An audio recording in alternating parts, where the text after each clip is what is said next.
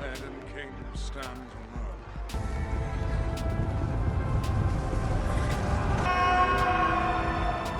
I'd like to say that 2020 has been an amazing year for the MMORPG genre, but the sad reality of it is that it has not been. With this in mind, I have actually been thinking about the state that the genre is in currently as of October 2020. We have so many different indie MMOs that are in development promising their fans the world. We have a plethora of Eastern MMOs with predatory cash shops constantly launching, backed by founders packs that cost at times over $150. We have companies re-releasing long since dead games with hopes of cashing in on the hype of a new game. And at the end of the day, we have literally barely any new games to play at all. And that is pretty much 2020 in a nutshell. Absolute crap. Now, out of curiosity, I actually went ahead and compiled a list of all the games that came out over the course of 2020, at least in some capacity. Blue Protocol held a closed beta test earlier this year. New World held a preview event. Temtem launched into a limited early access. Genshin Impact isn't even an MMO before some of you mention it. Phantasy Star Online 2 actually launched over here, so there's one full game release. But note that that game is almost a decade old by this point. Several mobile MMOs have come out, which we really don't classify as real MMOs anyway, and that was it. Everything else was either so insignificant of a release, having a one-person team or 3 odd people playing it, ended up delayed, canceled, or just is not slated for a release within 2020. But then again, if you think about it, with the exception of 2020 probably having less MMO releases than any year before it, the MMO market has nonetheless pretty much been like this for years. Re-releases, delays, this is nothing new. Yet at a time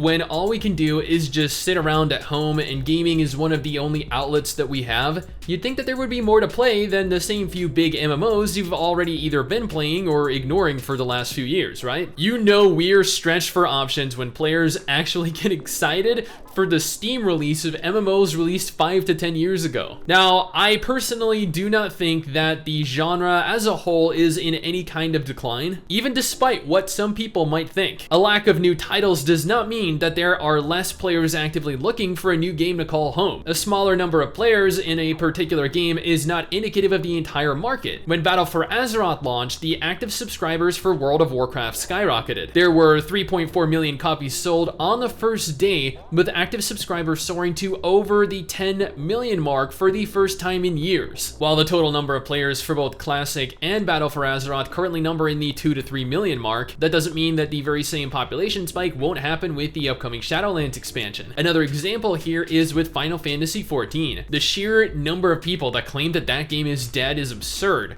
merely because it doesn't have tens of millions of players playing. However, when Shadowbringers launched, it saw an increase to over 1.2 million active subscribers, which is the very first time in the game's history. And with the increase of their trial to allow people to play the game for free all the way up until the end of the first expansion, Heavensward, a dead game is far from what this title is. I'm not sure what, or heck even why the genre is dead comment is thrown around nearly as much as it is. There are games that are decades old that still have thousands of active players playing it every single day, that receive regular updates and still continue to thrive. But that's just talking about the current state of the genre.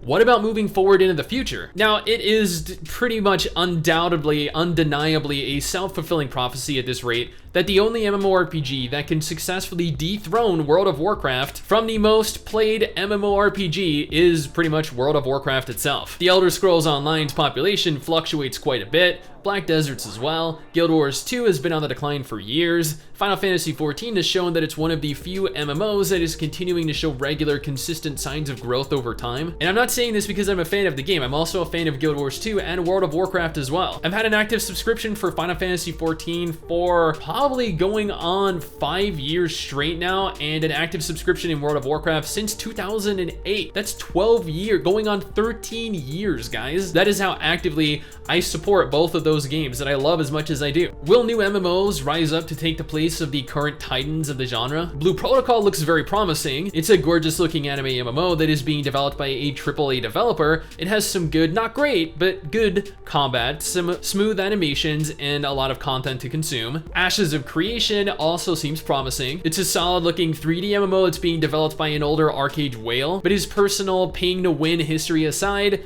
The game has some decent looking combat, pretty good animations, what is expected to be a lot of content to consume as well. Phantasy Star Online 2 New Genesis is going to take the formula that has worked for PSO2 thus far and drastically alter it, along with the graphical style, combat, and world to significantly improve the game for larger scale multiplayer. New Genesis also looks very highly promising. New World might do okay. It seems like it's going to appeal to a much smaller niche player base than the 3 aforementioned games, and I know I'll no doubt get some flack for claiming that, but you know what, at the end of the day, that's just my opinion. That all of these are just my opinions based off of what I know about each game. And I think the only other confirmed 2021 releases are TL Origin, Lost Ark, and Core Punk. Lost Ark honestly plays very well and looks absolutely gorgeous, but if you're not a fan of linear top-down isometric games, then this definitely won't appeal to you. Concerning TL Origin, we've seen very little of the game so far, so we can't really judge it currently, and I feel very much the same way with Core Punk. And there's Elion as well, which I had forgotten to mention. That has had such a drastic overhaul in terms of gameplay, in terms of graphics, everything, but at the same time, it is built on Unreal Engine 3, so I know its limitations. We also have a plethora of cross-platform MMOs coming out, like Odin Valhalla Rising, Project Ragnarok, Mad World, Tower of Fantasy, Grand Saga, and more. The genre definitely looks like it's shaping up to be going a certain direction. Low-budget indie games that barely manage to maintain an active player base, Eastern ports,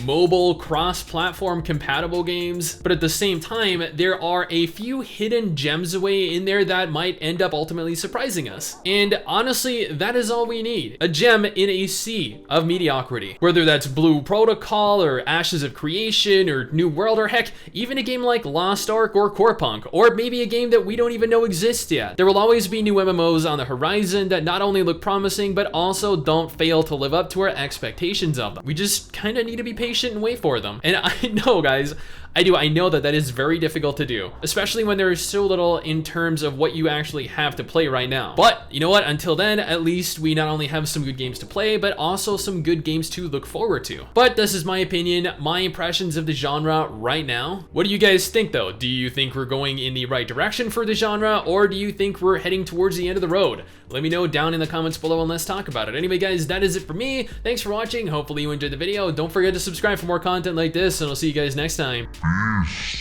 Someday soon, I'm gonna make it.